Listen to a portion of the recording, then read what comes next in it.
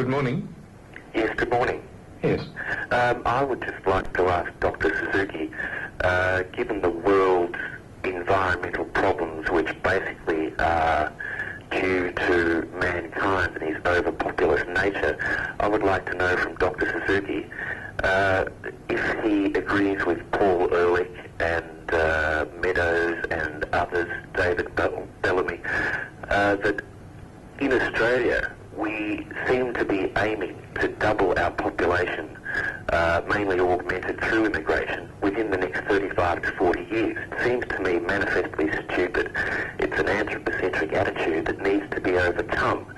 And Australians Against Further Immigration are a group who are looking at the problem worldwide, and we're trying to solve the problems here on the ground and get people to look at the fact that immigration is not a matter of race, colour or creed. It's a matter of every country on earth trying to solve its own problems, and Australia cannot be answerable to the rest of the world for problems in the rest of the world. We need to be able to... Okay.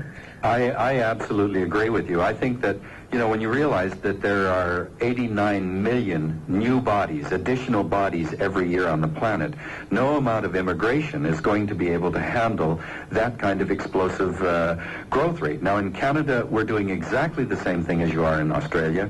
In fact, the Canadian birth rate has now dropped below replacement, so population in the next 30 years will begin to decline. Government is committed to maintaining the economy. The growth in the economy is the engine of our society. And so government policy is to open up immigration, bring more people in, to try to keep feeding that growth machine. And I think that it's crazy. We have to think globally, but act locally. And locally means that we have to get into balance with our environment. And it's not progress to have all of these huge Gold Coast strips with all of these new buildings and developments that are tearing at the very fabric of the natural world that is supporting us in the end. That we have to think much more ecologically. And the basic assumption of governments today, which is that the reason they exist is to promote growth in the economy, because growth is what keeps us progressing, has got to be re-examined. You know, the problem with growth is there's never any end to it if that's the reason governments exist. I don't know of any society that's ever said, we've got more than enough and I think we'll stay at this level. I mean, we just have to have more. And it can't be sustained.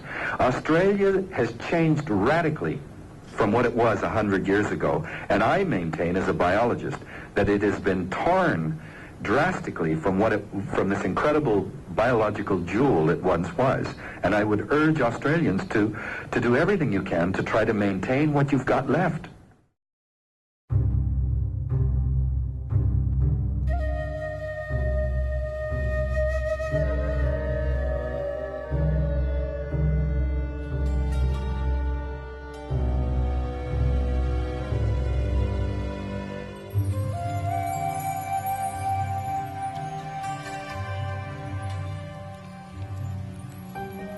Grasshopper， 在世界上没有什么国家需要更多的人口压力，自然接受不了，所以我们也受不了，明白了吗？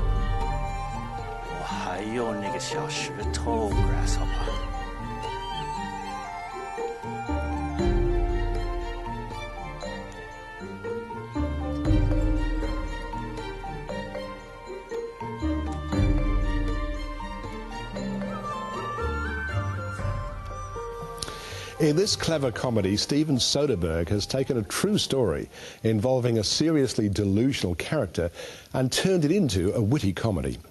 The supporting cast of characters, FBI agents, company executives, lawyers and so on, are played not by actors but by carefully chosen stand-up comedians, resulting in some beautifully idiosyncratic performances. Very smooth, very dry and hugely enjoyable movie. Margaret. I feel like such a bad sport these days because I didn't enjoy this at all. Really? No. Yeah. And I just... It's like being told lies for an hour and a half, an hour and three-quarters. You know, told stories, and I'm just not into that. Really? No, and it just all got very complex, you know, the doubles on doubles on doubles and... And I go, No, I actually don't care. And you never go into why this guy is the way he is. Well, because he has an emotional, mental problem, I guess. I mean, Well, yeah, but you guess. You don't well, really you know, ever... I mean, you don't want to go into... No, I mean, but that's all it is. It's him sort of telling lies to everybody all the time. But in a very witty, funny, clever way. I mean, it's a very funny film, don't you think? You know, here we go. Different sense of humour again. Well, that's right. I'm giving this 2 stars. Oh, well, I'm giving it 4. I enjoyed it a lot.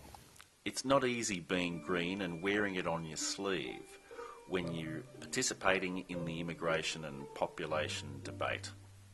You're speaking up for the voiceless, the voteless, the browbeaten majority in the face of political bipartisanship and media hostility. However, one does need to talk the talk whilst walking the walk.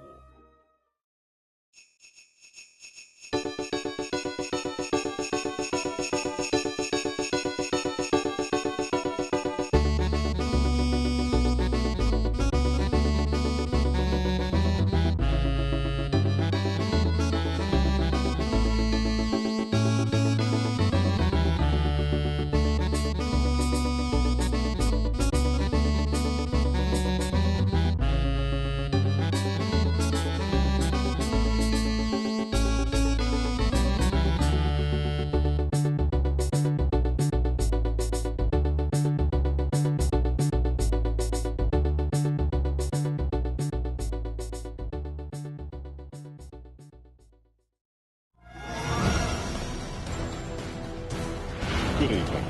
Good evening. Hi, Dennis. Good to meet you. Why are you taking this stand, Dennis?